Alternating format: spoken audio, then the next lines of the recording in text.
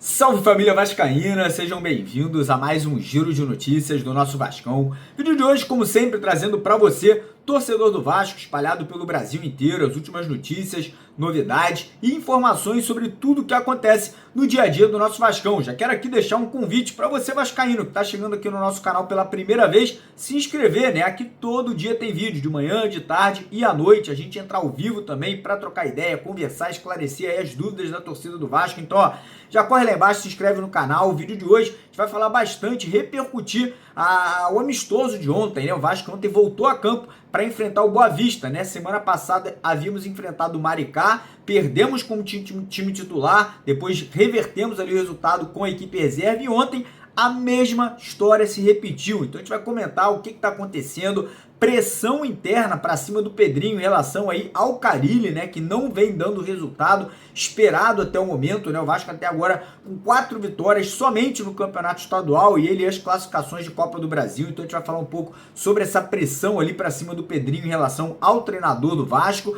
Vamos falar também sobre as situações envolvendo Dimitri Payet e Felipe Coutinho, né? O Payet que deve estar de saída aí já agora no começo do mês de maio, e situação de Coutinho aí que recebeu proposta para deixar o Vasco da Gama. Então a gente vai falar um pouco aí sobre essa possibilidade do Coutinho sair ou ficar aí até o final da temporada, e também vamos trazer novidades aí sobre o imbróglio judicial envolvendo Vasco e 777, porque ontem conversei aí com pessoas próximas ao presidente do Vasco, né, o Pedrinho ali, que nos trouxeram uma informação importante em relação a algo que pode acontecer agora, já na próxima semana, né, nessa disputa judicial aí pelo comando do futebol, né, pelo comando da SAF Vascaína. Então fica a dica para você primeiro, acompanhar o vídeo até o final para não perder nenhum detalhe do que a gente vai estar trazendo aqui para vocês no vídeo de hoje. Peço também a sua colaboração, rapidinho, de graça, não custa nada, dá aquela força pra gente, deixando aquele joinha, deixando aquele like, né, deixando aquela curtida no nosso vídeo. E você, como eu falei no começo do vídeo, que ainda não é inscrito, você que acompanha aqui os nossos vídeos, mas por acaso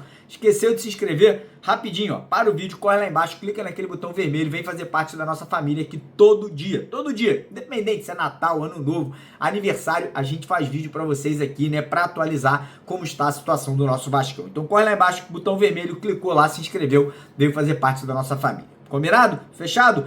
Então bora começar o vídeo falando aí sobre a partida de ontem, né? Repercutir um pouquinho sobre mais um amistoso que o Vasco fez ontem, né? Visando as estreias do Campeonato Brasileiro e da Copa Sul-Americana e a sequência da Copa do Brasil. E ontem a história se repetiu, né? Lembrando que no sábado passado o Vasco tinha enfrentado a equipe do Maricá. O Vasco venceu aquele amistoso por 4-2, porém uma história ali que é uma história um pouco mal contada, porque o time titular perdeu por 2-1 para o Maricá e depois os reservas reverteram o cenário, fazendo 3 gols ali, vencendo por 3-0, totalizando 4-2. E ontem a mesma história se repetiu. O primeiro e o segundo tempos ali com o time titular, o Vasco perdeu por 1-0 e depois o time reserva, né, conseguiu reverter o cenário, né, fazendo 2 gols, Sforza e o Payet, né, concretizando ali esses gols, né, inclusive o gol do Payet de pênalti, muito contestado pela equipe do Boa Vista, né, que reclamou que não teria sido penalidade máxima. Mas enfim, né, ontem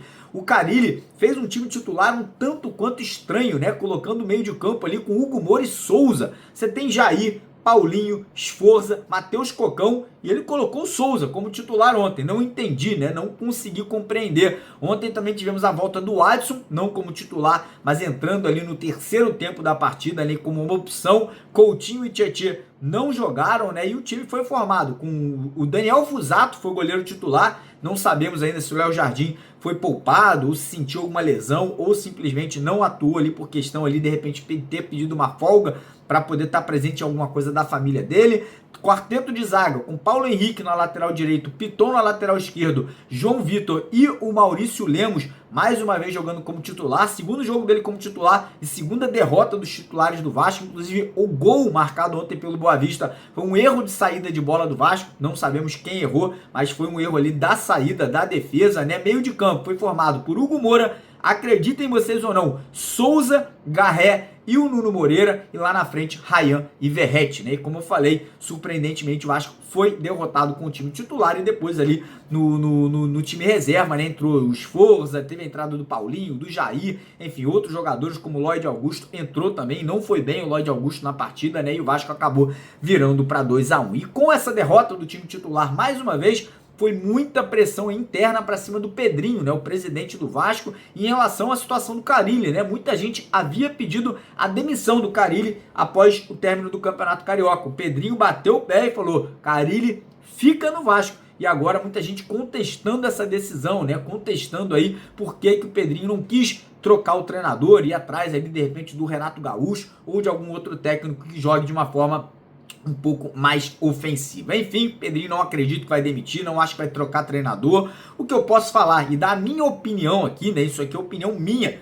Peço para vocês deixarem a opinião de vocês nos comentários. É o seguinte: se o Carille insistir em colocar Souza no time titular aí para estreia de Campeonato Brasileiro, Sul-Americano e Copa do Brasil, a tendência, irmão, é que a gente não vá bem nesses campeonatos, né, cara? O Souza, para mim, é um ex-jogador em atividade, né? Um jogador que praticamente não atuou na temporada. E você tem aí muitos jogadores no elenco que são exatamente da mesma posição. Como eu citei, tem o Sforza, tem o Matheus Carvalho, tem o Jair, tem o Paulinho, tem o próprio Maxime Domingues, que é oriundo dessa posição, né? E acaba optando por um jogador aí com 34, 35 anos de idade, histórico de lesões aí, mas enfim, preocupação realmente grande aí para saber o motivo, né? Qual será aí a ideia do Carille em trazer essa formação com Souza no time titular. Mas enfim, como eu falei, não acredito que o Carille será demitido agora, né? Espero que funcione, tomara que comece o Campeonato Brasileiro, o Vasco muito bem, com vitórias, estreando com o pé direito na Sul-Americana, e que o Carille calhe a nossa boca, né? Que ele consiga fazer um grande trabalho,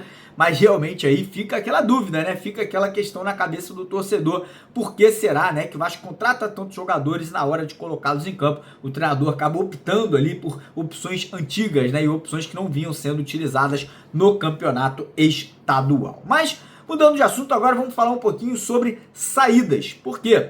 O Vasco, nesse momento, vive um grande dilema, né? Uma grande polêmica interna em relação a dois jogadores. Primeiro, Dimitri Payet. Pelo que a gente apurou, o Payet realmente não deve continuar no Vasco, né? Já tem até data marcada para sua despedida, que é o dia 4 de maio, né? O Vasco enfrenta o Palmeiras. Inicialmente a partida seria em São Januário, porém o Pedrinho acabou vendendo esse mando de campo para Brasília, né? O jogo irá acontecer no Mané Garrincha, né? A partida vai acontecer lá na região centro-oeste do Brasil, né? E provavelmente será aí a última partida do Payet vestindo a camisa do Vasco. Lembrando que o Payet, o contrato dele se encerra no dia 5 de maio. Payet recebe um salário de R$1.500.000 por mês e obviamente não vem entregando nem perto disso, né, dentro de campo. Então o Vasco aí no começo do ano até cogitou uma renovação, extensão de contrato, porém isso não deve acontecer, então o Vasco vai poupar essa grana e talvez ter a possibilidade de reinvestir esse dinheiro na janela do meio do ano. E aí a outra grande questão, né, o outro grande dilema e polêmica hoje